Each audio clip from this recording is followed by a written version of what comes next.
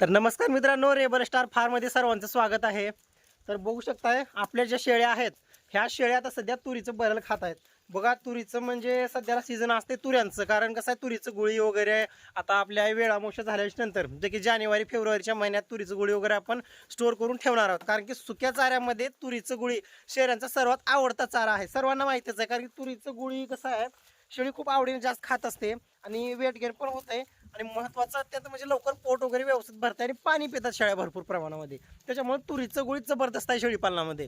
पण एक गोष्ट लक्षात असू द्या, गेली 15 दिवस झालं आपल्या ज्या शेळ्या आहेत जे बोकड वगैरे आहेत त्या फक्त तुरीच्या या धाटावरती या तुरीच्या बरल जे आहे या धाट हिरवेगार ह्याच्यावरती शेळीपालन चालू आहे। मेथी कासाची एक कापणी पूर्ण झालेली आहे। मेथी कास सुद्धा लहान आहे। सुबाबूळ तर अजून म्हणजे डायरेक्ट आता मिरगाला जाईल सुबाबूळ वगैरे टाकण्यासाठी।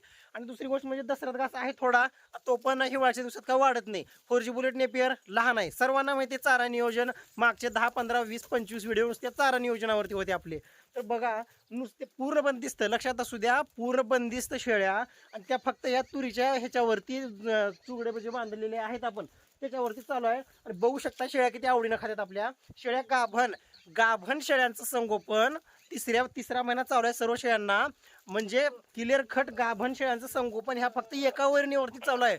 पण बऱ्याच शेळीपालकांपाशी तुम्हाला सांगतो आपलं मेथी घास असो, दसऱ्याचा घास, सुबाबूळ, विवण, तुत्ती सगळं असते, तरी सुद्धा शेळ्यांची पिल्लं मरतकडेच होतात। का कारण तुम्हाला सांगतो, पहिली गोष्ट असू द्या मान्य आहे चारा एकच आहे, हिवाळा हे का उन्हाळ्यात सुद्धा बरेच शेळीपालक फक्त कडब्यावरती वगैरे शेळीपालन करतात मित्रांनो। त्याच्यामध्ये असं विचार करण्याची काही गोष्ट नाही, कारण की आपण सुद्धा फक्त तुरीच्या गोळीवरती गाभण शेळ्याचं संगोपन केलं होतं या पत्र्याच्या शेडमध्ये। सर्वांना माहिती, जुने व्हिडिओ सर्वांनी बघितलेले आहेत मित्रांनो। मला सांगायचं एवढंच उद्देश आहे, काय करायचं तुम्हाला सांगतो। आता बघा आपली होंडा आहे, बघा होंडाची तब्येत वगैरे बघा काय जबरदस्त शेळी आहे, पूर्ण गाभण शेळी आहे। आता ही शेळी बघा, बघू शकता ह्या दोन्ही शेळ्या किती जबरदस्त, किती लांब सडक आणि किती जबरदस्त शेळ्या आहेत फक्त ह्या एका वरणीवरती। पण अगोदर ऐकून घ्या, ह्या शेळ्यांना सर्व शेळ्यांना सकाळी उठल्या 10 ml कॅल्शियम आणि व्यवस्थित अर्धा किलोच्या जवळपास मक्का चालू आहे। मक्का आणि आपलं खपरी पेंड जे आहे शेंगदाणा पेंड जे आपण म्हणत असतो तो व्यवस्थित खुराक येण्यात चालू आहे मित्रांनो, थोडंसं मीठ वगैरे टाकून वळी। मग मला सांगा, जर असं जर व्यवस्थित जर एक टाइम जर व्यवस्थित जर खुराक जर दिला तर ऑटोमॅटिक तुम्हाला सांगतो नियोजन सध्याचं सकाळी 6 वाजता एकदा खुराक दिला, डायरेक्ट ह्या टायमालाच आपण म्हणजे 10-11 वाजता व्यवस्थित डायरेक्ट इथं अडकवून ठेवतो हे तुरीचे दाट। व्यवस्थित शेळ्या म्हणजे दिवसभर खाऊन घेतात आणि व्यवस्थित म्हणजे त्याचा आहार पूर्ण होत असतो, शेळ्या व्यवस्थित जगतात सुद्धा मित्रांनो। त्याच्यामुळे कधीही लक्षात असू द्या की चारा कमी आहे भरड्यावरती, म्हणजे भरड्यावरती खुराकावरती व्यवस्थित लक्ष द्यायचं। चारा भरपूर आहे, काही गरज नाही तितका भरड्यावरती लक्ष देण्याचा। आणि एक तुम्हाला गोष्ट सांगतो, बंदिस्त शेळीपालनामध्ये एक गोष्ट सांगू का, जो शेळीपालक बंदिस्त शेळीपालनामध्ये गाभण शेळ्यांना 2.5 ते 3 महिने खुराक आणि शेळी वेल्याच्या नंतर 2.5 ते 3 महिने जर खुराक दिला, ती शेळी 100% व्यवस्थित बंदिस्त सुद्धा होते। तिचं प्रत्येक जी वेत आहे प्रत्येक वेत तिला तुम्हाला व्यवस्थित घेता येईल। आणि जे काय आपण वार्षिक जे उत्पन्न म्हणत असतो एका शेळीपासून 20,000 25,000 30,000 जे काय आहे ते तुम्हाला व्यवस्थित सुरळीतपणे घेता येईल मित्रांनो। ही गोष्ट लक्षात असू द्या। त्याच्यामुळे खुराकाचं महत्त्व खूप आहे। बरेच जण काय करतात, आता 2-4 शेळ्या आहेत बाबा खुराक द्यायला जमते, पण 15-15 20-20 शेळ्या असल्यावर आम्ही कुठून खुराक द्यावं लागेल, उत्पन्न पण जास्त भेटते ना तेवढ्या शेळ्यापासून। मग या लेवलवरती तुम्हाला खुराक देणंच आहे। हे बघा मी काहीच टाकणार नाही, मी खुराक वगैरे देणार नाही, मी संगोपन करीन, त्याच्यातला अजिबात होत नाही। बघू शकता आता बोकड 24 इंजेक्शन, हे बघा त्याला 24-25 इंजेक्शन देऊन वाचलेला बोकड होता। तेच बघा कांती बघा किती जबरदस्त आहे, पोटा सुद्धा झालेलं नाही, काय जबरदस्त तेज कांती आहे त्याची बघू शकता तुम्ही। आता हे बोकड मग असं संगोपन झालं पाहिजे आपल्या फार्मवरती। हे बघा हे मारते म्हणेला बांधून ठेवलंय, बघू शकता शेळ्यांना असे बोकड पाहिजे।